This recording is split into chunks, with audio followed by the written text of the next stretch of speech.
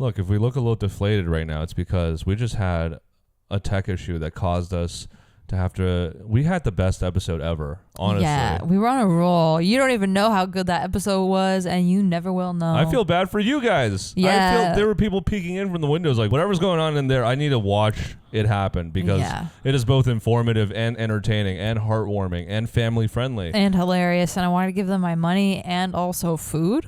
Yeah. Yeah. Cranberry sauce. Yeah. Turkeys. All the Thanksgiving goods. Yeah, man. Real bummer. It was some great stuff we're spinning now, man. And it's never going to come out of our mouths because we don't repeat material, okay? We're in the moment every time, okay? Yeah. We're juiced to the gills, and we refuse to repeat ourselves. Tech Gods got one today. Point for the Tech Gods. Well, okay. Yeah, you Tech got Gods, us. you guys get this one. Yeah. But guess what, dude? We're going to repower up, and we're going to do an even better version of that episode just to spite you. Yeah. Okay. And today, to give you guys a little appetizer into what we're going to be talking about, we're going to be delving into a topic that's been, it's going to be a little controversial. Yeah. There's going to some rage is going to get baited. And we're definitely going to have some people disagree. We're going to have some people agree. We're going to have some people smiling, laughing, whatever. All the emotions will be hit because we're talking about our GOAT lists. Go. Who is the Big Brother GOAT? Yeah. Who's the best? Or more appropriately, who are the best or greatest 10 Big Brother players of all time? And, without further ado, before we get started, you guys have to comment, I never know the order. What is it? Like, comment, subscribe. Like, comment, subscribe. Yeah. So we can continue to do this and not feel like we're wasting our goddamn time. Repost, favorite, save. Connect. All the buttons. Yeah. Touch your smudged ass screen, you dirty little goblins. Nasty. I know your screen's cracked. Yeah. Touch it up, man. Smudge it up with our likes. Gross. Go buy some lens wipes. Nasty. Pay your mom back. Yeah. I also need to pay my mom back. So yeah, without further ado, welcome back to Sooki Sooki, the world's first big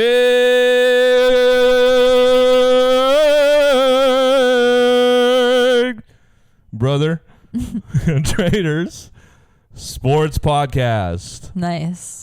I like that sound. It was guttural. Yeah, dude, it came from the soul. That is the sound of getting fucked by the tech gods for the fourth time. I was just going to say, I feel like that was a specific sound that you needed to release. I'm pissed right now, dude. I'm going to do an angry goat list. Yeah. I'm mad at them. Should we do an honorable mentions? Yeah, we have a little short list that we came up with together. And you know what? To give you when we shot it the first time, we did not have a short list. So now you're actually getting a more prepared version of the short list than the first time around. Okay? So good for you. Good for you. Good for you. You're lucky. It's cleaned up. It's neat. You're welcome. We made it nice for you. So these are people who just missed the cut for both our lists. We have different lists, but this is a 5 that we agreed upon. Should be in the conversation, but just don't make it based on some certain criteria, which is a good point to note that this is not necessarily the best game competition. No, this is all subjective. Yeah, it's like everything's wrapped up into it. How influential they were to the game of Big Brother as a whole. How prevailing a personality are they? How how much they've been on the show obviously matters a lot, and obviously wins and close finishes also matter a lot. So first up on our honorable mentions list is Vanessa Russo. Yeah, and she never won. She never got to the final 2, and she only played in 1 season. But guess what, dude? While I was watching 27.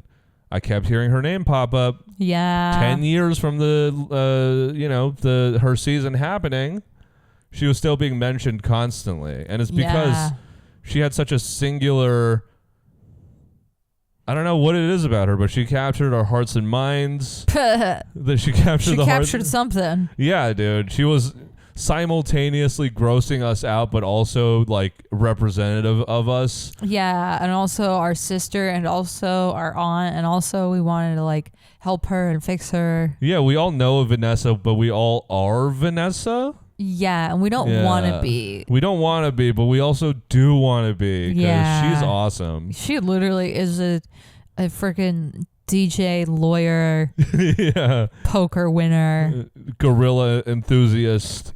Guerrilla warfare enthusiast. Guerrilla warfare. Yeah, assassin. Is that what you meant? Assassin. When you said No, I gorilla? meant actual gorillas. Oh. Like she liked apes. Oh, I didn't know. I thought you meant like guerrilla warfare. No, you thought wrong. I better stop reading. Yeah, I think Vanessa is a good player. Like I think like if she were to come back on another season, not that she could find time in between being a mom, DJ, bisexual, lawyer, hat wearer, fedora wearer. Not that she could find time in between all those different jobs and responsibilities, but if she were to come back, I think she would do equally well, if not better, because she would have learned something from the first time around. Yeah, maybe she could have come into it like older, a little wiser, maybe a stronger ability to manage her emotions. But also, do we want to see that? Because also, it could be beautiful to see her in like her 50s also be this like weird genius version of like herself, and also in a more insane version like Angela. You never lose all of that, Yeah. I think if she were to come back, it would be something like what we saw of Rachel this season, where it was like, she was a bluster, like a crying, aggressive. You newbies, you must be like silly or something. Yeah. I think she'd be more measured for sure. I think people just get more measured with age too. She was like in her 30s the first time around, Yeah. Yeah. Vanessa, come back. I'm in my 30s. I don't know. I fucking cried this morning because of a comic book. So none of us have anything figured out in our 30s. So Correct. I can't judge this lady for crying when she's under immense amounts of pressure because she's killed like 15 people in the house. She's dealing with uncontrollable guilt. So that's our first shortlister. Our second shortlister is Danielle Donato. Yeah, Danielle. She's scary. She scares everybody. That's almost kind of like her downfall, is that she's a little too like devilish, Yeah. Even the way she looks is a little bit like she's gonna kill you. Like no feelings. Yeah. Very cutthroat. Very strategic. She looks like a twin. Like if there were two of her, it'd be extra scary. If there were two of her, you'd be in a movie called The Shining. Yeah. You'd be scared. You'd be dead. She was raised on the hard streets of being Dick's daughter, so yeah, she deserves a little bit of just like a cold ice queen, like killer vibe. She obviously developed that because her dad is a piece of shit. Yeah, she had to be like that to survive. Yeah, but she never placed. She placed second one time in her 3 seasons. She was on 3 seasons, which is, that's a point in her favor, I would say, because that meant like Big Brother decided that she was either entertaining enough or good enough a player to allow to be on 3 seasons. Yeah. But it's also a point against her because you got 3 chances at the fucking. You had 3 bites of the apple. You didn't get it. I feel like any player. I just feel like it's because she's got a reputation of being so scary. Like players were either like, we're so scared of you, we're going to work with you, or they were like, we're so scared of you, we're going to get rid of you. And as you will see further on this list, the players that really rank highly are the ones who go into the house with people scared of them and somehow maneuver themselves out of it. Yeah. But yeah, so next up on the short list is Tiffany Mitchell. Damn, do we have all women on the short list? I guess we'll find out. Let's just keep They are going. shorter. Yeah. So they on the list. Tiffany, creator, architect of the cookout. Yes. And her brain basically got them that far. Her idea got them that far. I mean, they executed it well, obviously. So I feel like she deserves to be up there. I think that's a totally fair point. And I feel like I can't believe they haven't brought her back yet. I'm so curious to see how she would do on a season without the cookout, because I'm like, I feel like she is doing. I feel like I saw that she was doing something else, and she was one of the hosts for Reindeer Games. So they have brought her back in some capacity. I think people would like to see her again. Yeah, I mean, like, anyone who goes in with that intentional of a strategy and sees it through to, I mean, I don't think anyone else has done that. Actually, she's the only person ever to have done that, where she's had a idea for a grandiose like alliance that kept all her allies safe while simultaneously, like, people have thought about that, but they've never been able to put the pieces together the way she did, you know? Yeah. And obviously it was a perfect storm of just like, you know, cultural circumstances and also personalities in the house. And it almost blew up a couple times. Well, yeah, I mean, there were definitely people in the alliance that didn't like each other. They were like, fuck, I gotta keep them. But at the end of the day, she pulled it off. Yeah. Even if it wasn't for herself, she pulled it off for the cookout as a whole. So yeah, I think that's totally fair. Who did I say was next? Oh, June. Yeah, June, inventor of floater game. Yeah, that's the real reason. I mean, if you were to put June on a season nowadays, who knows how she'd fare, you know? Yeah. It doesn't really, it's not like a sophisticated game that she played. It's not a very complicated game that she played, but she was the first to play it, which is that she wasn't being active as an intentional strategy. You know? Yeah. That's correct. Yeah. Because she was... No, okay, never mind. But, Who are the last two? We'd also mentioned Vinny Morgan, but Vinny and Morgan. We can leave them off. No. I feel like because of, this is recency bias, obviously, but because of the fucking amount of media coverage and the circus that those two caused, they definitely deserve to be on the honorable mentions list as a tandem. Because of they were completely capturing the eyes of all of Big Brother fandom for about like 3 weeks straight. You know, nobody could look away, dude. Yeah, even if we wanted to, we couldn't. Yeah. We couldn't. We were forced to. Yeah, because we were all fucking. Oh god, so, like, it's what? gross. But I'm also turned on a little bit. And also, I can't stop watching, and this is awful, and I hate them, and they're pieces of shits. But also, I am them, and I'm rooting for them, and I love them. Yeah.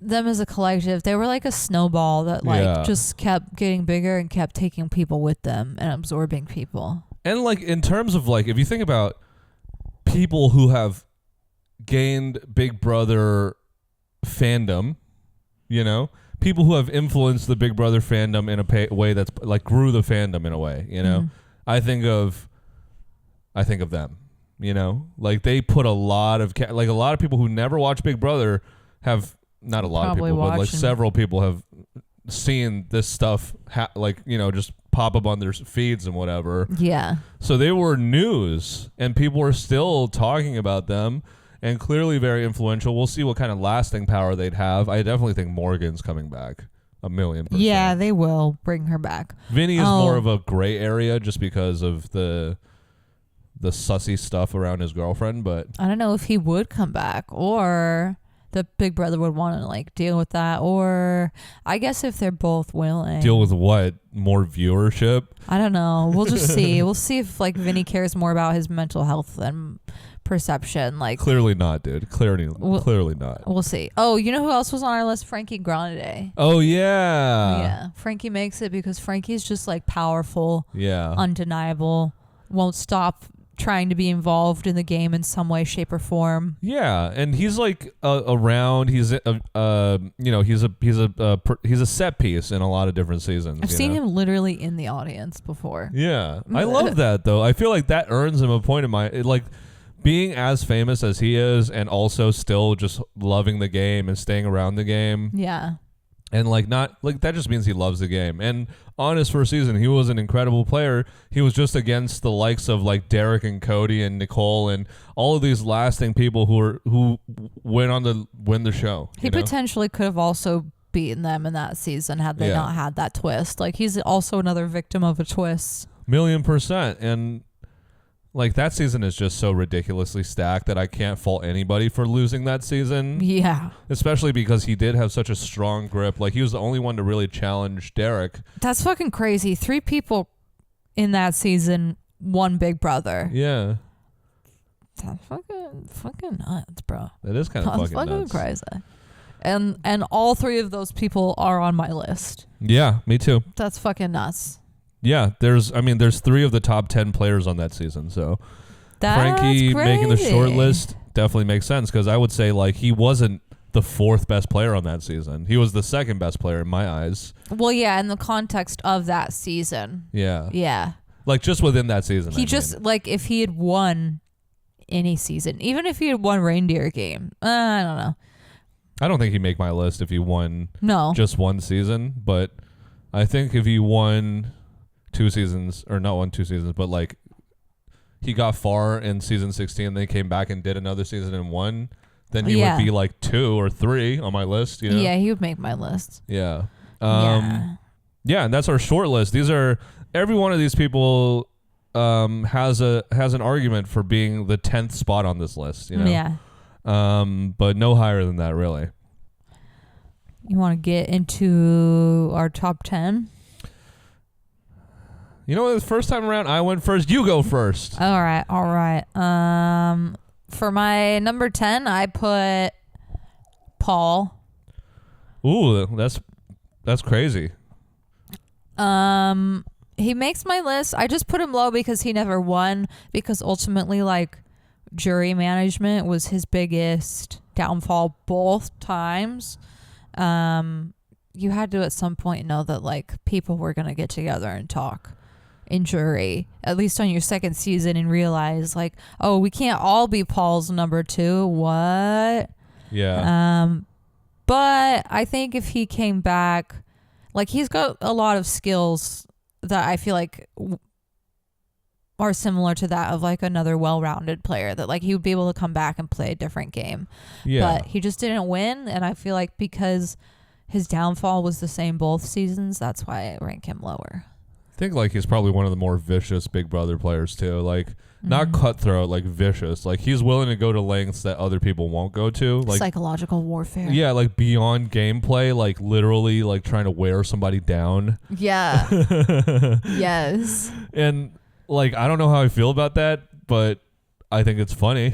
I definitely want to see more of it, and also like I am not okay with it. It's okay within the confines of the game, because it's like also it's more okay because he did it to Paulie, you know? Yeah, like that's fine. Yeah. It was a little bit harder to stomach on 19, but now I don't care as much. Yeah. Because now I'm like, you know what, I want a player that's like rah rah rah rah. Yeah. I'm in control. This is my ship. He's a little bit higher on my list, but yeah. I think like in recent times I've become much bigger on Paul, just because man, it's hard to do what he did his 2nd season after what he did his 1st season, you know? Like being in the final 2 twice, and he only lost both by 1 vote. And we looked at it, and if it was a jury of 7, he would have won both times. Like that, he could have been the first 2-time winner. He could easily been the first 2-time winner if one. They got screwed over. Yeah. Yeah. Yeah. And like I think if you think about it in a hypothetical perspective, like Dan could have been the first 2-time winner. Yeah. There's no way Cody could have been a 2-time winner, because there's no way Cody was beating Derek on his 1st season. So the only person who could have been a two-time winner outside of Dan is maybe Nicole. Yeah, or Paul. Yeah, and I definitely appreciate Paul as a player more now that I've like seen Vinny. I've got Vinny to compare them to. Yeah. So I'm like, all right, at least Paul. It's your fault. It's your fault. At least Paul took accountability for their actions. Did I love watching them in the diary room be like, I'm the puppet master. Hello, house guest. This is your puppet master speaking. No, but also like, I honestly great TV, actually. I think now if I were to watch it, I would appreciate it more. But yeah, now I would be like, because you right, have the fine. game, you have the game to back it up, so you legitimately were the puppet master. Like yeah, and at least they were being honest in the diary room. Rewatching 18 really made me think about 16 in a way, because of like Victor and Paul reminded me a lot of Derek and Cody. You know, just their relationship. Like Victor clearly did not have like the best strategic know-how, and Paul was guiding him and just letting him win everything. Yeah, Victor was great at winning everything. Yeah. Paul's on my 10th, my number 10. Yeah, Paul's I mean, that makes sense for sure. I mean, he never won, but I just think he deserves to be a little bit higher, because he, like, there's not many people who could say they almost won Big Brother twice, you know? Like, Cody could say that, but boy, we know you weren't winning the first time. Yeah. The fact that Paul lost against Nicole is kind of interesting to me. But I don't know. That's I feel like it was like a better of two evils situation. Like, everybody in the house, I feel like kind of didn't really like both of them. That was what I was going to say, is that, like, Paul has a look that you want to root against. Yeah, well, also, like, he antagonized, I think, almost at least half of those people in jury at some point or another. Michelle, James, Nicole. He called fucking Michelle a cunt, dude. Yeah, he called Michelle a cunt. Like, that fucking rocked. So, and of course, like, Paulie was mad because he got big dicked by him. Yeah. Legitimately. He got big dicked by the other short guy in the house. Paul was ready for the smoke, man. He never backed down. No, Paul was ready to play and get the heat. All right. Well, I'll get into my 10 is this is an argument that she could go higher, but my rationale for putting Maggie Osborne 10 is my number 10 isn't Maggie Osborne, by the way. Saying that for the TikToks, really. My number 10 is Maggie Osborne. I ranked Maggie a little bit higher. I was looking at my numbers and I got confused by my numbers because I wrote them backwards. Yeah, I just feel like my rationale for Maggie being 10 is like her game is the first step in the evolution of like the Derek, Chelsea, whatever game, the mastermind game. Yeah. Where you sit behind people and you play a really impeccable social game while using your strategic know-how to just stay out of danger, influence every eviction. Yeah. So she was the first one to do that in that way, in my opinion. Like, you could say Will did that, but he didn't have the veto, Like, there's not nearly as much room to maneuver and make mistakes when there isn't the veto looming in the air, Yeah, plus I feel like he was riding a lot on, like, his charisma and his looks, which is not to say that, like, that's not a strategy, but also I feel like Maggie faced a lot of adversity, like, was constant, like, there was like... Her partner left in, like, week 4. Yeah, he left really early, and there was like a clear side of the house that she was fighting against. That, like, there was a clear divide at all times that was going to bat with her, which was Janelle's side. Yeah. She's my number 9. So. Yeah, I think she's like a little bit underrated because she was on an earlier season. Her game wasn't like the flashiest. Like, Derek's game was very quiet to the people in the house, but Big Brother did a great job of showing all his moves, Yeah. I feel like Big Brother production did less back then to, like, really carve out the narrative. It was a lot more naturalistic in the earlier seasons. They just kind of showed people talking a lot more. Yeah. And so, like, her game wasn't nearly as visible because she did just influence a lot of people through conversation, Yeah. And she didn't have to win a lot of competition. So if we're giving Derek credit over Chelsea, or Derek extra points over Chelsea because he was the first to do it over her, I feel like I give Maggie a couple extra points because she did her game before Derek, even though it was a less sophisticated version of that game. It was still like she was the first to do it, essentially. Yeah. Be like the head of an alliance. Also, I feel like she didn't even really want to be there or win, which... Dude, yeah. Gives her extra points for coolness. Yeah, swag. Yeah. Yeah, her partner was the one who really wanted to be on the show, and she was like, all right, Cappy, I'll go. All right, because I'll go win the show. Oops, accidentally, I didn't even want to be here. Yeah, oh my God. Someone take this $500,000 off me. It's so heavy. Embarrassing. Dude, if I were her, I would have walked out of the show being like, y'all are fucking trash. Be like, y'all are so dramatic. My number 9 is Janelle, and she is just like the most impressive statistical Big Brother player in terms of, like, maybe not the most, but she has a lot of records across. She's broken a lot of records across the board.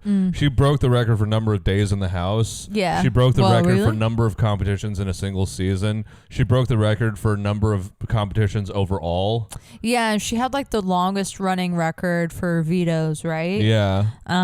Yeah, she's So one actually, of the. yeah, I think it's the vetoes, not the single season. Yeah, she's been described as one of the best players to never win. She's made it. She's my number 8. Yeah, my number 8. And she's your 9. Yeah. So it makes sense to talk about her. But yeah, I feel like her and Rachel are very much similar players, so we can kind of talk about them almost together. Yeah, Janelle. Did you put Rachel above or below Janelle? No, I haven't gotten to Rachel yet, but she is on my list. Okay. But Janelle's a little bit less well-rounded in that I feel like she's not willing to adapt her social game. Like, she's not willing to work with people she's already decided she doesn't like. Like, I feel like that's why she went home so early in the All-Star season. But that's also why she makes the list, just because she's a player that her reputation precedes her, where people are like, all right, we have to get rid of her now. Yeah. Or we're going to be fucked, because we know that she's capable of winning competitions. Yeah, she's a very fearsome competitor. And, like, her social game and strategic game weren't, like, trash, but she clearly had a difficult time sugarcoating things, you know? Yeah. She was very, like, even Rachel at a certain point was, like, friendly with people and will extend an olive branch. She was very, very about, like, icing people out and just never even hearing them out, really. Yeah, she liked who she liked, and she was going after who she was going after. Yeah, and she was also, like, a savage, dude. And she made it to the end twice, you said, right? She made it to the final 3 twice? Yeah, she made it to finale night twice, which was on 6 and 7, not on her All-Star season. Her All-Star season, she left pretty early. Yeah, that's why I ranked her a little bit higher, too. Yeah, and I didn't rank her that high. I mean, she's a good player, definitely, and definitely a prevailing personality.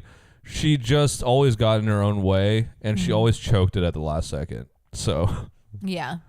And she never won. She never won.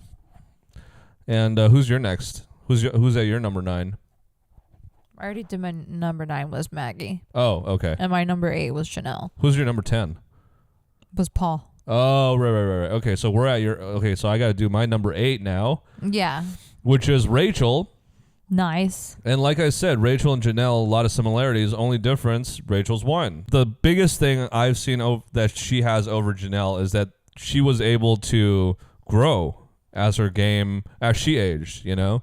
Like, her first season, she came in like a battering ram, didn't make friends, strung herself to Brendan, and then just tried to smash her way to the end, which didn't work for her.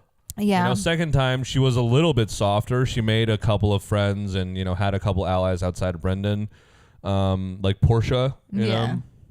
So she had people in her corner besides just her mans.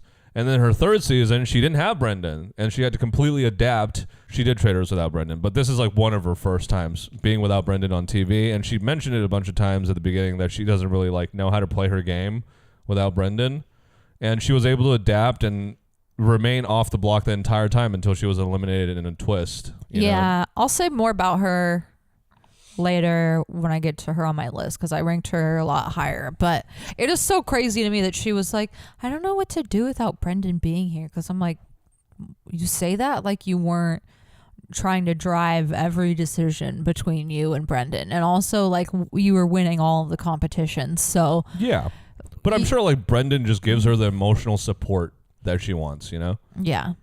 That was your number 8. Mm-hmm. Okay, so I'm on my number 7. Mm-hmm. My number 7 is Danielle Reyes. And I put Danielle Reyes just because Danielle Reyes impacted the game, like elicited a game change. So what was that game change again? Danielle's on my list. Before, and I need to rewatch Danielle's season because I don't really remember it that much. But before, the jurors got to see the diary room entries, and that's basically why Danielle lost, was because they saw her diary room entries and they were like, oh, like she's a completely different person. They were like, she's so mean. Yeah. Yeah. So she caused a game change, a game rule change.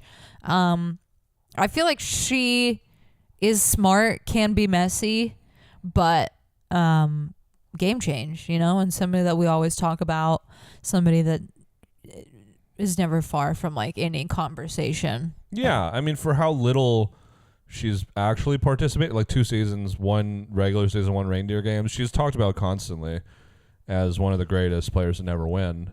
Yeah. Which is like, wait, no, she's been on 3 seasons, sorry. Yeah. She was on 7 too. Yeah. But she left super early, I remember. Well, yeah, they were like, get rid of her now. She's dangerous and mean. I wouldn't put her on my GOAT list, A, because I don't remember her season that well, but B, also just because she's never won and has not placed high multiple times. But yeah, I get it. Yeah, she should be lower on my list. That smells of a short lister, you know? Like honorable mentions. Yeah, well, she elicited a rule change, so that's why she makes it for me. Okay, that's fair. At my number 7 is Paul. I like him a lot more nowadays just because, you know, like in an era of TV where authenticity is in short supply, like there's a lot more cloud chasers, there's a lot more people who are just, you know, being performative. As much as Paul lies and manipulates and cheats and schemes, he is so authentic to who he is. Yeah, they're fully themselves. Yeah, they are fully themselves on the show. Yeah, and they're very genuine, even in their evilness. They're just a character, man. They were made for this specific show, in my opinion, or House of Villains, like that type of show where, you know, like any other job outside of this job, and maybe like NSA agent, those skills would not be that appreciated, but. You know, he was made to play Big Brother, and it's a shame they never got to win, you know? Yeah. You know where I actually would love to see Paul is Deal or No Deal Island. Oh, yeah, that'd be fun. I just feel like in some sort of survival competition show, they could thrive. They could do a lot of damage. Yeah, no kidding. I catch them on House of Villains. When? Is it out already? I think it comes out January. I'm not sure. 2026 for sure. They're a very well-rounded player. Like in all categories, strategic, very well-rounded. They definitely have to change their game just because we've seen them play the same game twice, and it's like very clear that like, okay, you're being everybody's best friend, but actually you're the evil mastermind in the background. So it'd be interesting to see them come on Big Brother again and see how they would change their game. Yeah, it would be interesting. Who do you have next? That was your 7. So now I'm on my 6. My 6, I put Nicole, because Nicole's made it to the end very far multiple times. There's no way you put Chelsea above Nicole. That's wild. Yeah. For real? I feel like well, here's why I ranked Nicole lower, is because I don't feel like Nicole was the creator of a lot of decisions, like was the mastermind behind a lot of things. I feel like Nicole, on her season that she ended up winning, she just happened, and honestly I feel like for all-star seasons as well, from what I remember, is I feel like she always just happens to be aligned with the right people. Her greatest strength is that in like her speech, she was able to recount everything in a way that made it seem like she was running everything, but she wasn't actually. Like, I feel like she was just in the right place at the right time. Yeah, but that's kind of a skill. I just feel like 3 seasons of Big Brother and final 2 twice is and 1 reindeer games, like that's not final 2 twice, but finale night twice. Yeah. Finale night twice. Yeah.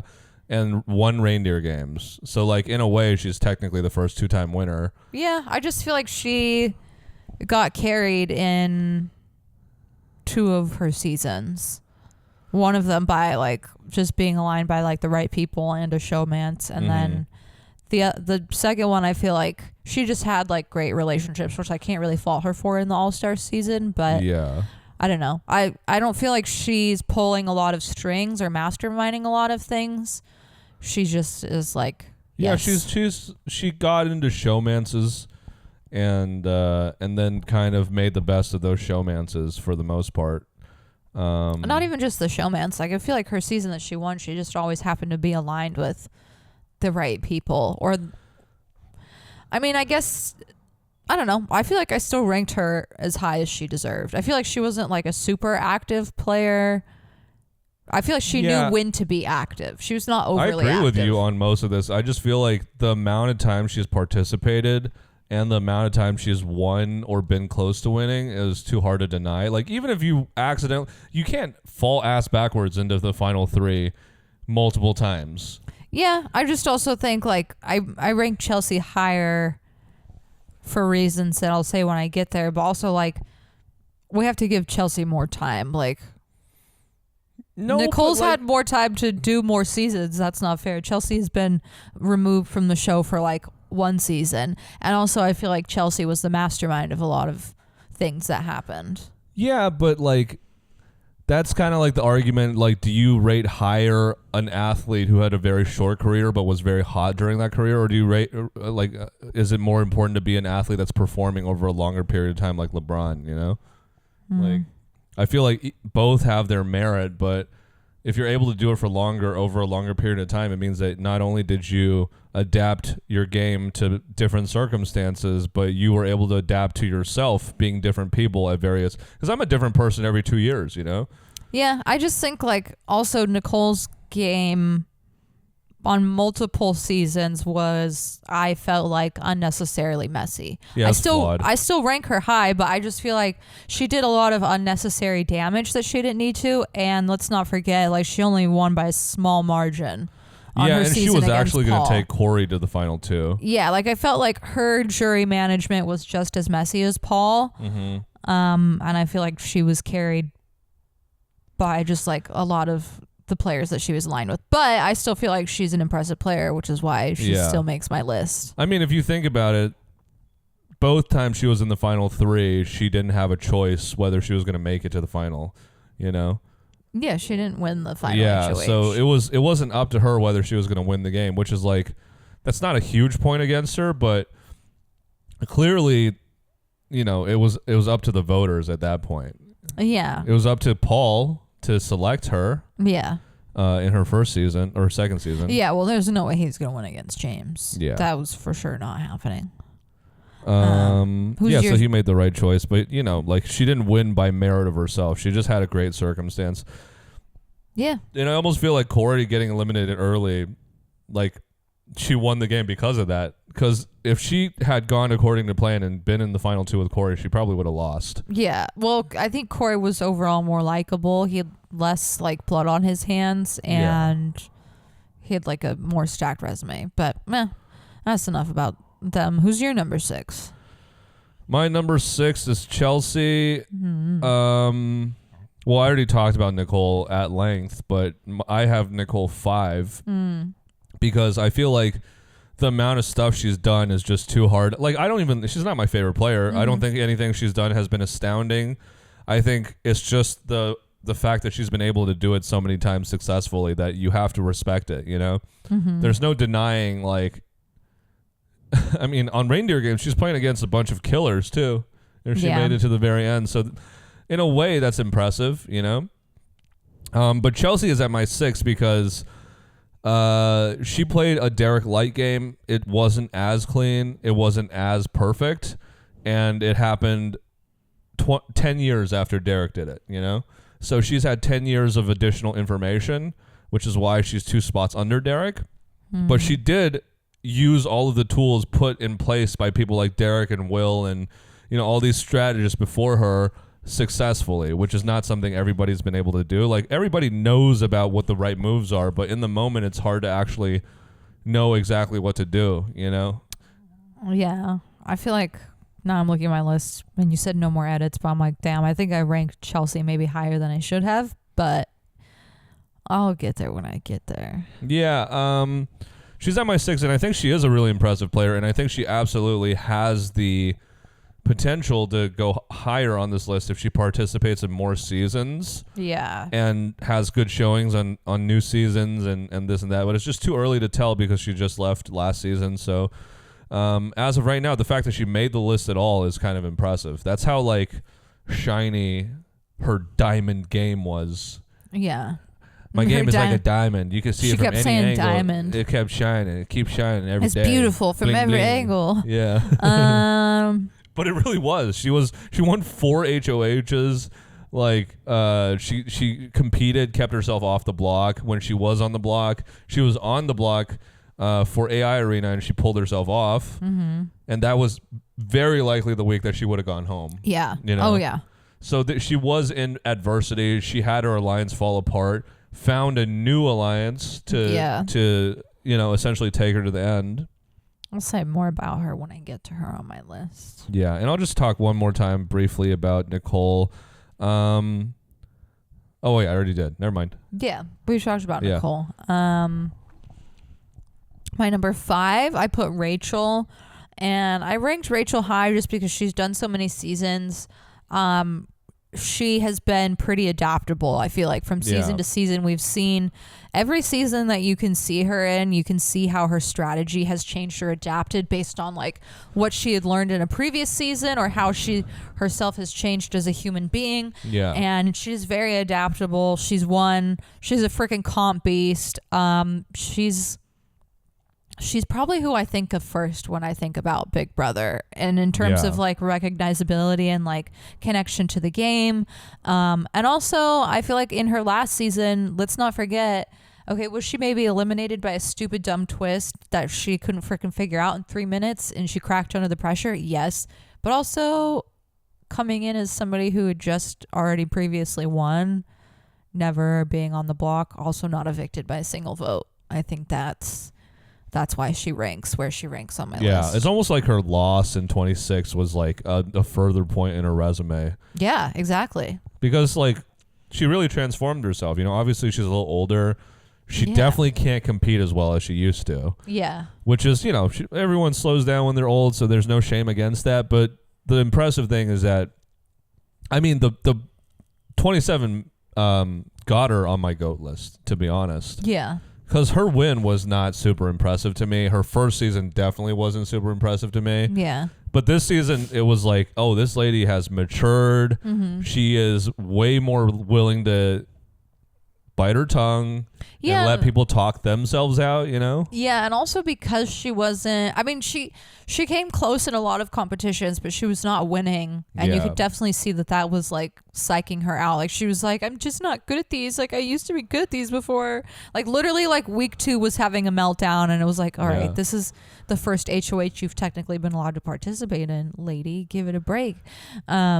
But that's what I love about her too, man. She just cares so goddamn much about the game, and there's nobody who really cares as much as her, Yeah, and I feel like because she wasn't able to win as many comps, it forced her to like change her game in a way that maybe she might not would have otherwise, and it just forced her to like be everybody's freaking like she kept being like, I'm literally like have so much knowledge, come talk to me, like let me coach you, like I'm a freaking genius. Well, I think it's also just that she became a mother and she sees all these people as children, and so she coach.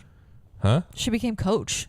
Yeah, but she was also cooking everybody dinner every night. Yeah. And doing everybody's laundry for them and cleaning. And like being super helpful around the house, which is not something you would have expected from young Rachel. Is that why Morgan started doing that? I think they're both like the same type of person. They use their acts of service as a weapon. They're like, I've created a need for myself. You could never get rid of me. Yeah. Well, they probably just both like feeling useful, A lot of very competitive people just want to feel like worthy, So yeah. I get that. Rachel is, what did I put her? 8? I put her a little low. I feel wrong for putting her that low, but I just feel like her first 2 seasons were like super messy, and her first season was genuinely annoying. It was like hard for me to watch her. I love that bitch. She's good TV. She is, but like the best parts of that season were watching her get owned. But also like undeniable as a competition beast. Like just but like I don't give a fuck about that. Next up, I put Derek. Whoa. Shocking. Whoa, you put Derek below Cody? Yeah, I did. That's cray. I did. And it's because Cody's just been around more. Derek doesn't need to be around more. I know, but like I'm just judging it based on the facts right now. Cody's been in the final 2 twice, won the final HOH twice. He could have decided, I'm not taking Derek. I know, obviously, that's a point for Derek that he was able to convince Cody to take him, but he wasn't in control of his own destiny in the final moments, you know? It was really up to Cody whether to take him or not. And I just feel like Derek wouldn't be able to adapt if he came back. Do we think Cody is the player that he is both seasons without the existence of Derek? Like, Absolutely how different not. does Cody's game look if he never met Derek? Does he make it as far on both of those seasons even? I don't know if he makes it as far, but I think he would have done well because, like we said last episode, the social competitive players, they always make it far. Yeah, well, he has a lot to offer. Like, Yeah. everybody likes him or likes looking at him, and he can win comps. Yeah, and those guys always make it far because there will be people who can't fucking win comps. But I just can't believe you put him. It's just above because he's Derek. been on 3 seasons. Derek's been on 1. He is final 2 twice. Derek's only won 1 season. He won both final HOHs. His statistical achievements are just too hard to ignore. Even if you think like he's Derek's son essentially. His prodigy. Yeah, he's won so many goddamn competitions, and he played on All-Stars and won All-Stars, which is like, if Derek can do that, then he's definitely going above Cody. But like, to win against all of these savages is no easy feat either. Yes. I don't know. Do you think it's harder or easier? And this can be a conversation for a different day, but do you think it's harder or easier to win as a vet on a season amongst other vets or as a vet amongst newbies? Vet amongst newbies for sure. Harder or easier? Harder. Yeah, because you have a massive target on your back. Yeah, because also when you're playing on a season with vets, you kind of understand everyone's on the same page. You know, everyone is like, we're just here to win. Yeah. Also, there's like no hiding. It's like, oh yeah, I know about your game. Yeah, exactly. I've seen your game before. Exactly. Everyone kind of knows what's going on. It feels like a mutual handshake. Like, yeah, and I think if Derek comes on another season, like, he would definitely have to change his game, and it would be interesting to see. And I think, but that's my point. I don't think he could. He is well-rounded enough. He's not well-rounded. He can't win comps. Oh, yeah. I guess if he can't win any comps. But I think on another season, he would not go very far. I think he'd get out pretty soon because people would just be like, strategically, get him the fuck out of here. I kind of feel people like might use his brain and be like, let's have him on our alliance. Yeah, if you're in his alliance and you happen to be able to make use of him, you would want to keep him around. But I feel like because he doesn't compete well, like, I don't know if he can't compete, but definitely could not beat Cody in the final HOH because he was for sure trying on that one, you know? Yeah. Like, he's not like the most athletic guy. I feel like when you have no ability to secure your own safety, you're not going to have success over multiple seasons because the way you get in people's ears is you win that very critical HOH as a veteran, you know? And then people have to listen to you. They have to be nice to you for a week. That's kind of, I feel like that definitely did a lot of favors for Nicole on her returning season, you know? The fact that she was able to win 1 or 2 competitions in critical moments. Yeah. And then start to get some of the newbies on her side, this and that. I did not put Derek next for my number 4. I actually put Cody because I feel like Cody had like pregame, but Cody should maybe be higher because he also didn't get nommed at all. Yeah. But I put him lower because I feel like he had too many extra advantages that other people didn't have, like having Derek pre-gaming. And I don't know, but he is well-rounded as a player. I think 4 is an okay spot for him. I think that's fine. I mean, these two, I don't feel like you're wrong for putting one above the other either way, just because one is so overwhelmingly smarter than the other, but the other one has done so much more. Mm-hmm. You know, it's like, it's tough. They definitely should be right next to each other because of how tied their stories are too. Yeah. But I think I put Cody a little high. I mean, my entire process for this entire list is just like, what's on paper, first of all, you know? Like, what does this person have on paper, first of all? And then we'll go from there. Yeah. And Cody has a lot on paper. He does. He's involved. He might actually be running the roundtables from now on, so he's definitely going to be involved. That's a good spot for him, I feel like. Yeah, I think he's great for that. You ready to get into our top 2? Yeah. Yeah. And I put Derek as my number 3. So yeah, just because I feel like he's like the father progenitor of a lot of things. But our top 2. I mean, my number 2 is somebody who I really think invented Big Brother as we know it, which is Will. He invented some aspects. Honestly, Will didn't even make my list. What? Yeah, I just felt like because it was such a different game that he has the advantage of it being like very new in the same way that I view traders. And I think that like, oh, the further this show goes on, the harder it will be for a trader to win. Suri played an amazing game as a trader, but she also has the secret advantage of it's the first season of traders that everybody's experiencing. So I feel like that, like Suri, I could see winning on any other season just because it's Suri, but that is an advantage that I consider. I mean, his second season was season 7. It wasn't that early, you know. At that point, he had already become very well. What was his first season that he won? 2. Yeah, so I'm saying like him winning that season, I feel like that was so early on, and would he be able to win in the game that it is now just based on like I think so. Charisma and likability? I think so because he always had intent behind, like, sure, sometimes he was just being chaotic for the sake of being chaotic, but I feel like a lot of the times he kind of knew how to like push people's buttons in a way that makes him seem less threatening than he is, because he always like triggered people in a way that made him safer, which is weird. Like the fact that he was like, I want to be on the blog, you know. Yeah. I'm glad I'm on the blog. I can't wait to leave. Fuck all you people. Like little moments like that make you understand that like he is toying with people. And yeah, he played an earlier permutation of the game where it wasn't as complex, but he wrote the book on how to be a strategic social player, you know?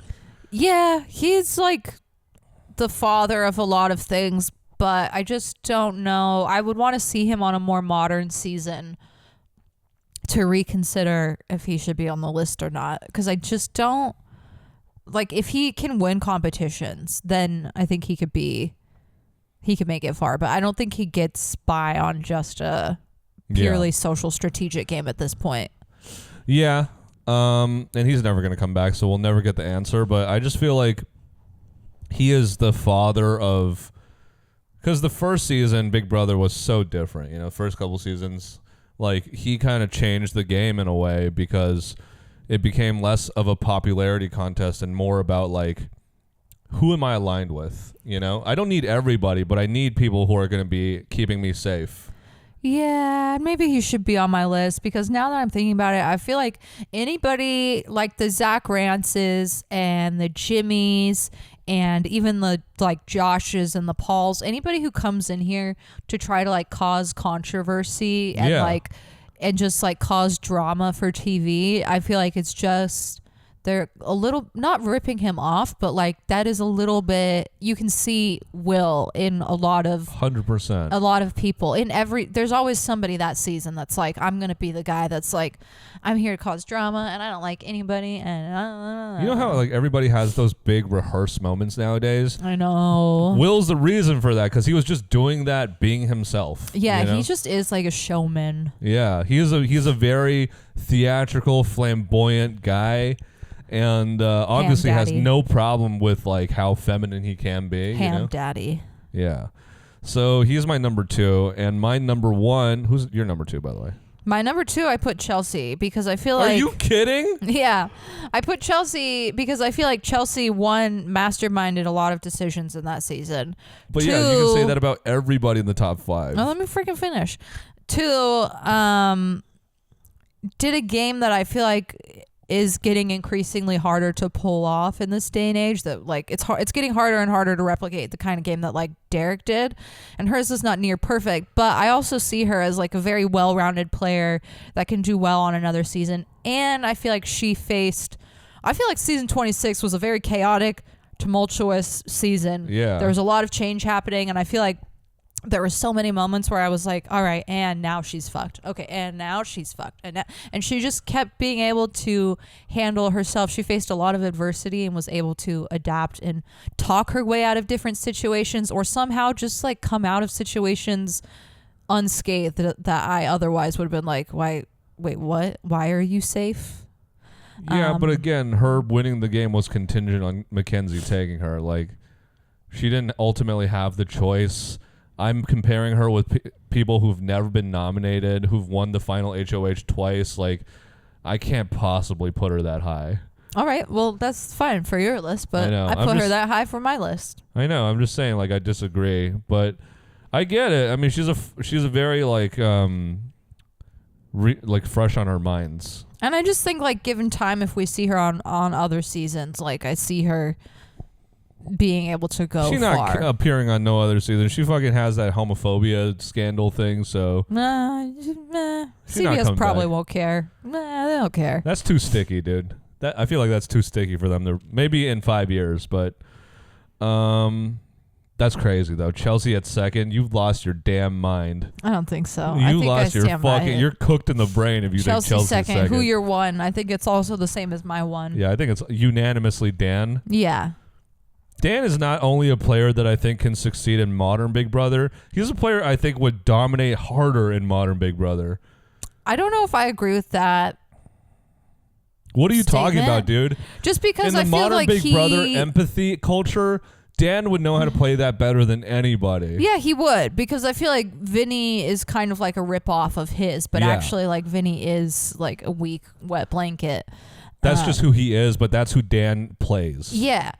But I just feel like we saw him kind of crumble too much in Traitors, and I feel like if he were to come on a modern season, it would, like, there's no getting rid of the target on his back that is the fact that he is Dan Giesling. But he's number one because he's the only... But you gave other people credit for that, you know? You gave Janelle credit for her aura, and then I'm not taking any aura. points away. He's number one on my list. I'm just saying that I don't think he would do well on a modern season. I think he knows how to play against people. I think the reason he suffered on Traitors is because that season of Traitors was full of a lot of game players who know exactly how dangerous it is to let somebody like Dan be a sleeping giant, you know? But if he comes on a season with, like, mostly newbies... Yeah, on a season of newbies, I think he could make it pretty far. Yeah. Like, don't bring him back for an all-star season, because you're just literally setting him up for a first out, you know? Yeah, I think he would go out pretty soon on an all-star season, just because it's like everyone would be like, get him now. But he has to be number one just because he made it to the end twice, had potential to win twice, probably should have won twice. Yeah. And also just played one of the most, like, intentional games I've ever seen. Yeah. The amount that he was, like, it was almost like a call and response. He would do something in the house, and then later on in the diary room be like, yeah, that was all fucking shit. That was all fucking bullshit, dude. Yeah, I wanted them to think that. Everything's going according to plan. No, and, like, people have said that in the diary room. I have never once believed it other than Dan, you know? Yeah, Dan, it's definitely, like... It is something he thought about. Yeah. And he's just a very... I don't really like him as a personality personally because he's a little too smug sometimes, but yeah, I just think how joyfully he plays the game too. Like, I've never once seen him express a real emotion other than happiness while playing Big Brother, you know? Yeah, he seems like he's having so much fun, even though it's like a fucked up kind of fun. Yeah. And he's willing to ham it up for the cameras. He gave that coach's speech. Yeah. To try to, like, get people to like him, and it's somehow the funeral worked. Speech, Dan's funeral, is that what you're talking about? No, I'm like... Remember during a competition when he was coaching, like, shouting at a person like a coach? Oh, yeah. And it got everybody to like him? Yeah. Yeah. And I feel like Dan, even though he might not have, like, the cleanest game, like, maybe he's been targeted and on the block a bunch and at risk, but Dan has the skills to get out of and face adversity successfully. And I feel like that those kind of skills carry over to other seasons. So maybe you're right. He would do well on another season, but I feel like it's hard because he could never eliminate the target that is like, I'm Dan Giesling. Traitors left a really bad taste in our mouths, I feel like, because he was probably like one of the worst like celebrity Traitors players I've seen. I feel like he overthought it. Yeah, he did overthink it. I mean, like, Traitors is a much different game than Big Brother. Yeah. It's a game that is a lot harder to balance. Yeah, but I feel like no matter what game show he's on, he's always going to have the target of I'm Dan Giesling, and somebody somewhere has seen my game and know what it's like, and know that I'm not like fully like. People know not to fully buy into what I'm selling. Yeah, people know I have no soul. Yeah, people know I'm like putting on an act, so people are scared of that. Yeah, I'm actually a robot metal person under all this skin. But he's so good and scary that his reputation fucks him over at this point, I think. And he's scary without ever being mean. Yeah. He's like scary just because of how much he smiles sometimes, you know? Yeah. And he's too happy right now. He's not somebody I ever feel bad watching or root against. Like, I'm never like, oh, he's doing serious, like, psychological like, when I was watching Paul's second season, I was like, this is some, like, seriously not okay psychological damage that's happening. But I've never watched Dan and been like, this is serious psychological terror. You know what? That does give him a couple points in my eyes, is that he's never been problematic. Several people on this list have been at least a little problematic, so yeah, I mean, some of Dan's stuff has been a little bit fucked up, like when he did that coach's speech, the funeral speech, and then he was like, Danielle, no, but it was all what gameplay. You did, but nothing ever really felt that far or that personal. Yeah, it was all gameplay, and he didn't tear anyone down. Yeah, he was. Yeah, exactly. I mean, and he's the GOAT, man. Like, he's not very involved anymore, but he is definitely like a lasting. He's gonna be associated with the show forever. Like, he's never going to be forgotten just because of the amount of stuff that he was able to, the amount of moments he was able. He's one of the biggest moment generators next to Will, you know? Well, yeah, I think the funeral speech is always going to go down as like the greatest moment. One of the most insane pull-offs in Big Brother history. Like, yeah.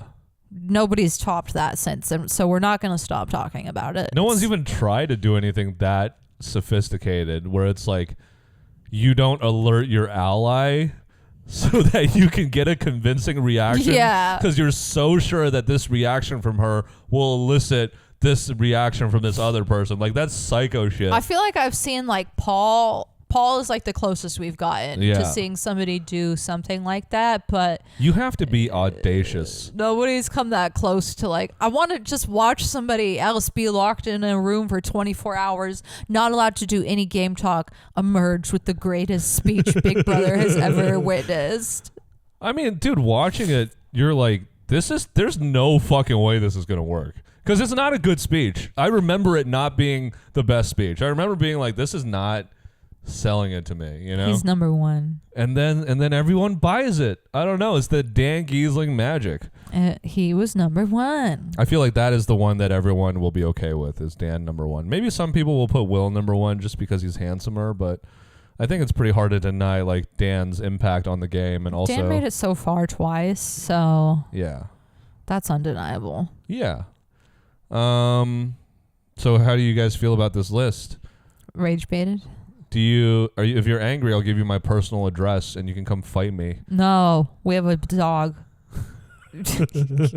I'll fight anybody who disagrees with me. I'm going to put my P.O. box under. We'll meet at a 7-Eleven and we'll fight in the parking lot. Hell yeah. I love that for you. Okay. We ready to have some fun? Gums. Sure. You What? know that guy, Aki's Way?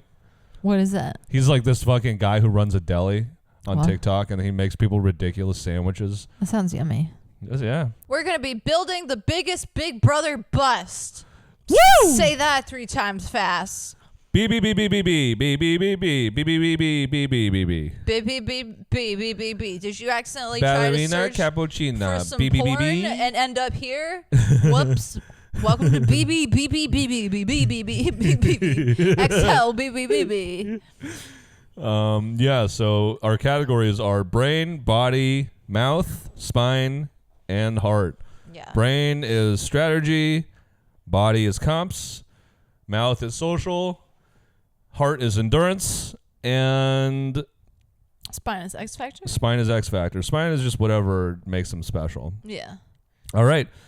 I'll go first. And for my first pick, I am going to pick Joseph's mouth from BB26. Damn it. Because this man had all the makings of a goat, man. He is weird looking, okay? Check. Fucking he's got like probably in a lot of debt. Yeah. Check. Okay. Had amazing reads 90% of the time. Well, I don't know about 90% of it, but we are rewatching 26, and he's got some really good reads and some very hilarious moments so far that I'm like, oh, you actually you could have been a good player. You could have been somebody. Superfan, check. Was well liked for the most part in the house for a lot of the game until he started running his mouth, which is why I'm grabbing his mouth. I was going to pick him. Too bad. Smart of you. Okay, well, for brain, I'm going to pick Keanu because that thing never worked. His reads were always off. And if we were talking about Big Brother bust, let's talk about that guy. Hey, guys, am I safe for the week? Yeah, sure. All right.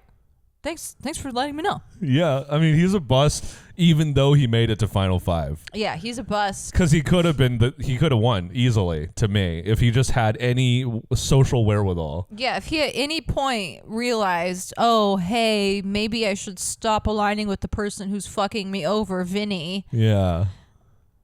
Anyways, that's why he's my freaking brain. We know why. Yeah, that's good. And for my body, I put Cam from season 26. Oh, you fucking got me, you little whore. Because we're also rewatching that. Fuck, man. Who has more potential than isn't he like a G1 athlete? Or he was like he was professional. In the CFL, yeah. He was professional, so Canadian Football League. And then didn't win a single thing, so did he actually not win a single thing? He didn't win a single competition. That's crazy. So talk about a waste of potential, man. Yeah. All right. Well, Bam, thank you, madam. Sorry about the recency bias, y'all, but I'm grabbing Tucker for spine. No, not for spine, for heart. Okay? Because he has none? He has no heart, dude. He had all the makings of a good Big Brother player. Not really. He had a really great competition game. And he probably could have rode that till the end if he just had a little bit more grit, you know? And so I picked Tucker's heart. Who's the most boring bust? For X Factor, I'm going to take Kaser. Just dull as paper, fucking plain. He was on 3 seasons. I didn't remember him on any of the seasons that he was on. Damn. I just knew that he was beautiful, and he had a thing with Janelle, and that's about it. He had no X Factor, no edge. Basically was a dad his 3rd season, so I'm going to choose Kaser for X Factor. All right. Good picks. For heart, I'm going to pick Mr. Spectacular himself, Jesse. You didn't think he had heart? No, I don't think he has heart. I think his eyes are dead and he has no soul. No, but heart is endurance in the game, though.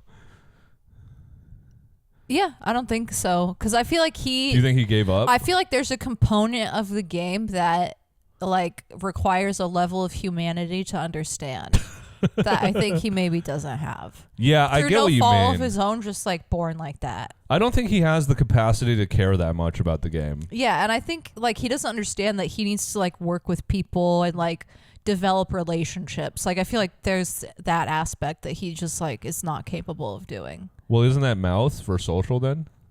No, I think heart, because it's you don't know how to be a person.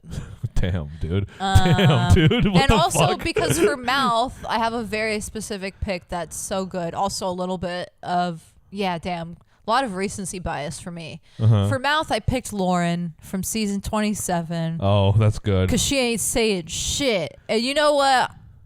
If you go on her TikTok, she knows she ain't saying shit. I love that about her. At least she's a self-aware queen. Yeah, she did have potential because she was a winner. She loved to win comps. Yeah, she was capable of winning competitions, and she occasionally had accurate reads. In the very beginning, she was like, oh, the mastermind's assistant must be a girl because Rachel came in here, and so now there's an off number of women in the house. Yeah, I mean, we never got to see how strategic she could be because of her inability to talk to people. She never formed any relationships that were solid outside of the few people she constantly talked to. So yeah, I feel like she was very stubborn in the relationships that she had formed. She was not willing to choose to align with different people or cut off Vince. Or maybe she was just not willing to extend an olive branch to people that she already deemed scary. you know? Yeah. She definitely chose the least scary people in the house. That's correct. And when I say scary, I mean dark skin. Yeah, she definitely had her own biases in the house, but I choose her for mouth. Yeah. Because she doesn't have one. Okay. I've chosen spine and mouth. Yeah? Yeah. Okay, for body, I'm going to choose Devin. No, that's not right. For brain, I choose Devin. Oh, there you go. Hilarious. Yeah, because he thought he was the mastermind. It's always funny when you watch somebody just like think they're running the house and then are completely on the outs. There's always one player that plays too hard too fast and like immediately goes a little too crazy. Like he tried to form an alliance with half the house in like the second week and then was like, you guys, Donnie is like a undercover sniper. I know it based on the way that his socks He's doing sit. way too much. And yeah, he's my brain. And then for my body, who is a big fail in competitions that was supposed to be good? Cam was really the best one I can think of. For body, I'm going to pick Matt Klotz. Ah, okay. Yeah, correct. That's a good answer. Not that he's a huge bust, but just for an Olympic swimmer, you would imagine he would be winning a lot more of the physical comps, or at least the endurance comps, man. Like, you would have good stamina as an Olympic swimmer, I would imagine, you know? Yeah, I was surprised he didn't win more competitions, but he won the only competition that mattered, which was the one that got him the power to save Jag, which ultimately got them both to the end. True. Yeah, those are my two, and I have one last one, so it's your turn now. This is my last pick. Cool. For my final pick, you know what? Recency bias, but I'm gonna pick him anyway. Cedric, because I feel like Cedric did get canned too early, and I would be interested in seeing him, but I also feel like he was like just like a cute little boy who didn't understand like the cutthroat levels of the game. Yeah, he did not have the edge. He did not have the edge. Yeah. He definitely didn't have like any crazy personality defects that were helping him in the house. Yeah, or like ability to just like be mean. Like he was just like, does anybody want to volunteer to go on the block? No, he was so sweet. Yeah, I liked him. Even when he was exiting, he was like, no, it's all good. It's all good. It's all love. I know. I liked Cedric. Yeah, that's pretty good. Young Cedric. That's my pick. All right, so for brain, I have Devin. For body, I have Matt Klotz.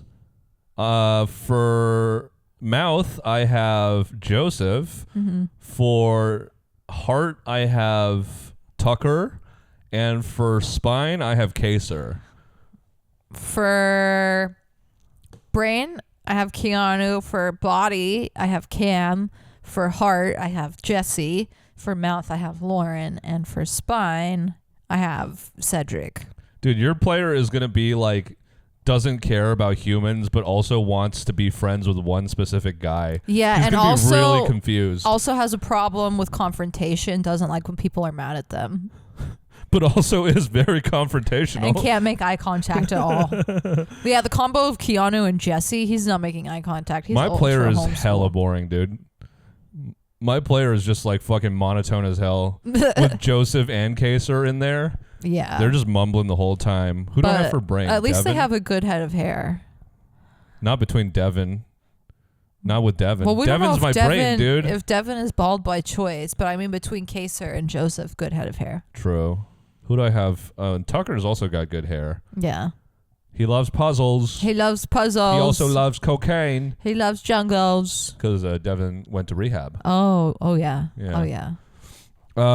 Yeah, cool. Next up, Adouria is going to be guessing the Big Brother player based on their kissers. Yeah. Mwah.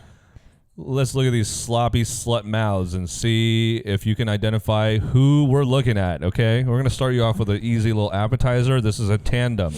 Who are these mouths? Is there a reason why they're a tandem? They're in the same picture together. That's the reason why they're in a tandem. Okay. Is that Nicole and Victor? Nope. Oh. Interesting guess, though. I can kind of see it. Who the fuck that is? Who is that? If If I give you any hints, you'll know. So I can't give you any hints.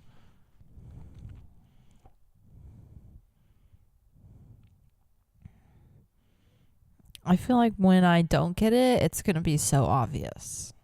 Yeah, I feel like that too. Because I really feel like I know who these mouths are, but I also fucking don't know who they are.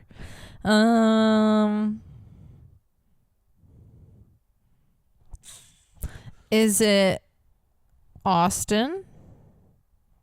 And who? And made chance Nolan twin? Nope. Is any of that correct? Nope. God damn it. I'll give you one hint. Think earlier. I really don't know. Even earlier? Earlier than 17. Yeah, earlier than 17. 17 is not early. Yeah. You right. I know our light just went off. Oh, well. Enjoy natural lighting. Yeah. Ooh, nature. Fuck. Who are these people? This is the first one, lady. I know. You got to step it up. I know. This is the easiest one. Because it's two people, and they're very much... I can't even finish the sentence, because that's how obvious it is.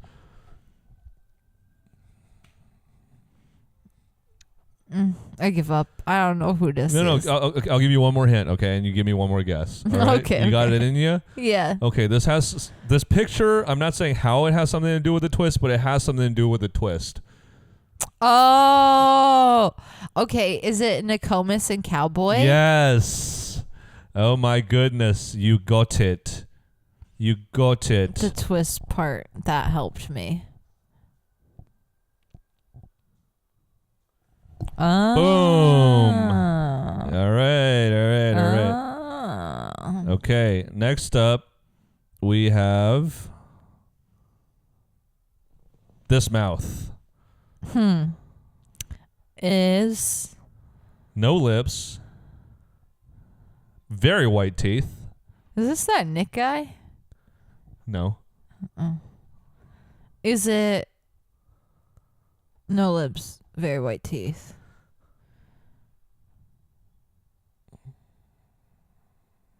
I feel like Johnny Mac had kind of not white teeth for a dentist. Yeah, he did. He had yellow teeth, I feel like. He also was super pale. This person's kind of pink. Correct. Oh, is this Becky? Nope. Oh. I've got a lot of recency bias in my brain for Big Brother. Oh, yeah, you can't help it. Is this freaking... I don't know who this is. Is this Clay? Nope. Oh, wait. Is it Corey? Nope. You can't have four guesses. Okay, who is it? This is Andy. Oh. Yep. Oh, I was not ever going to get this. Okay. Next up, we have this mouth. Is that Enzo? Nope. Is that... I know who this is, but do I? I don't know. Do you? I don't know. He looks like he's like supposed to be kind of beautiful. Oh, is it Cody? Nope. He's got like a little butt chin. He does have a little butt chin, yeah, but I'm just I feel like his mouth is not Cody. I'm trying to think about all the butt chins. Is this that one guy that Janelle tried to hook up with? Is this Howie? From the parking lot. She nails it, dude. From the parking lot. She fucking nails it from the parking lot. It is Howie. Okay. Let's go. That's crazy. Good job. All right. Next up, we have these chompers. Wow. Wow, those are some teeth. Those teeth are teeth, and I'll tell you that. Who the fuck is that dude? Whoever that is, do not let them give you a blowjob. I feel like this is a very specific set of teeth that somehow I would. I'm a man with a very specific set of teeth. It's like that Liam Neeson movie. Yeah. Taken. I'm a man with a very particular set of teeth. Who the fuck is that? Is that... I think you can tell by the lips that it's probably... a man. No. It's definitely a dude. You think it's a dude? For sure. Okay, well, guess some dudes. Go ahead. Shoot some off. Rattle off some men. Devin.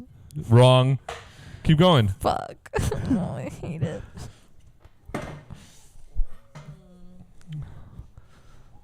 Not Devin. Is that Raven? That's not a man. Is that Raven from Big Brother 19? No. That's my guess. No. Fuck. Whose teeth is... Oh, is it Kathy? Yes. Okay. How the fuck are you doing this?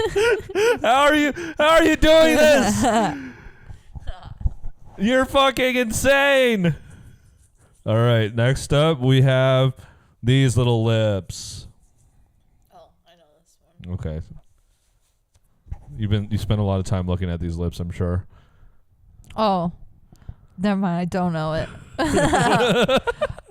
Is it Cam? Yeah. Okay. Yeah. That's not Doi. that's not what I was going to guess originally. What were you going to guess? I don't know. I don't even know anymore. All right. And finally, who's this? Oh, fuck. I feel like I know her too. Is it... Is this Natalie Martinez? Nope. And or Yvette? Yeah, it's a vet. Okay. All right. I might have made this too easy for you. No, what are you talking about? I might have made this too easy. Crushed for you. it! That's it. You got 5 out of 6? Because the How ancestors... did you not get the Which one? the Andy one? He's so ginger. Yeah, I just like... I really have like wiped that season from my brain. Yeah, no, I feel that. It's bad vibes, so... All right, what's our last game, Adoria? We're going to be describing Big Brother seasons through different genres of music. Should we just go through all of them? No,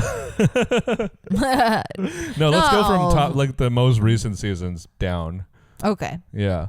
So I think 27, for me, that's screaming like emo. Yeah, the first song that comes to mind as soon as you say 27 is How Can You See Into My Eyes? So like whatever that genre is. Yeah, like a little bit like goth. Yeah. There's a little bit of like self-harm going on in the house. We don't really know if everyone's mentally okay or if this is just a phase. Yeah, definitely everybody hasn't showered and probably is still wearing yesterday's eyeliner. Yeah. Like I imagine if you made Tumblr into a real like you can be in Tumblr like as a place. Yeah. That would be season 27. That is what Tumblr feels like. Yes. Is a house where everyone wants to like kill you and hates you, but also like is attracted to you a little bit. Visually, it is very Tumblr. Yeah. Yeah. Very attractive season too. Overall. Yeah. 26, I am getting like EDM vibes. Yeah. Like I'm like everybody there definitely goes to raves, you know. Yes. Angela's going to Burning Man with her daughter, you know. She is. Why is she? We don't know, but Yeah. she insisted on being there. Yeah, whatever gets people dancing Yeah. is 26. Yeah, especially with Janky World. Oh my god. Oh my God, It's yeah. so appropriate. It's like a combination of a rave and like a circus. Yeah, like if it were a song, it'd be I'm sexy and I know it. Whatever song it is has to have this beat. Yeah,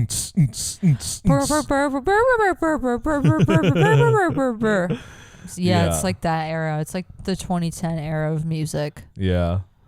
25, I feel like it's like gangster rap, you know?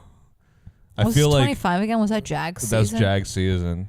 Yeah, or it's like white people rap. Like it's like Thrift Shop, Why? Eminem. I don't know. I just feel like it is. Why?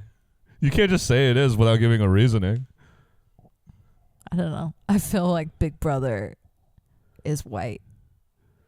I don't know why. Why would you say that? Like I just feel like it's like it doesn't have cool culture. You know what I mean? Stop. Never mind. Cut that out.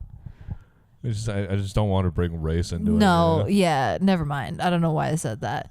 Yeah, I feel like Big Brother's white just sounds so like territorial. No. I just mean like it feels like not like it doesn't have like any sort of like cool edge or rhythm. Like it feels like What do you mean? like It has like when I think about Big Brother, it feels like hacky sack in a backyard. You know? It had a Sikh winner for the first time. How is that not cool? No, that is cool. Yeah, I feel it like only recently has any culture, I guess. that's not what the question's about, though. Yeah. What are we talking about here? Never mind. Cut all of this out. None of this is relevant. What? 25, 24. Was it 25 or 24? We're 25 is Jag season. You said it's gangster rap. Yeah. Gives me gangster rap vibes because of, like Jag's arc is kind of like the guy who got shot and then like got better and made a fire album. And got revenge. Yeah. His revenge through success arc was very gangster rap, rags to riches. Yeah, I see that. Yeah, like he was down in the dumps, he was in the hood. He made it out the hood. Yeah. Made it out the hood. Got the money, made it out the hood. There you go. There you go. And what's next? 24? 24. Is that Taylor's season? That's like a girl power season. It's like Kelly Clarkson. What doesn't kill you makes you stronger. It's like that. Whatever that vibe is. It's like women winning. Yeah, it's definitely like a Lizzo, like a female empowerment. Yeah. Also a little bit seen, I would think, because there were a lot of people in that house who just were bad vibes. Yeah, or were like really deeply in their emotions. Yeah, who are not like well adjusted. And it was affecting how they behaved and or treated other people. Yeah. 24, it's not a genre, or 23, it's not a genre to me. It's just one song, which is Kumbaya. Which one is 23? It's Cookout. Oh, well, that was Cookout season? Mm-hmm. Yeah. Yeah. I don't really like this game. This game is kind of boring. I can't lie. So we're not even going to finish it, okay? Yeah. I'm going to do you the service of ending the episode early because you deserve all gas, no breaks all the time from Sooki Sooki, okay? Yeah. And now we're breaking, and it's over, and it's over, done, man. and the episode's done. Stop Our battery watching. is drained. I'm not going to just pump out a bunch of half-assed games for you guys, okay? Yeah. We have integrity. I'm not even pumping out any good sentences anymore. They're bad. All right, bye. Bye.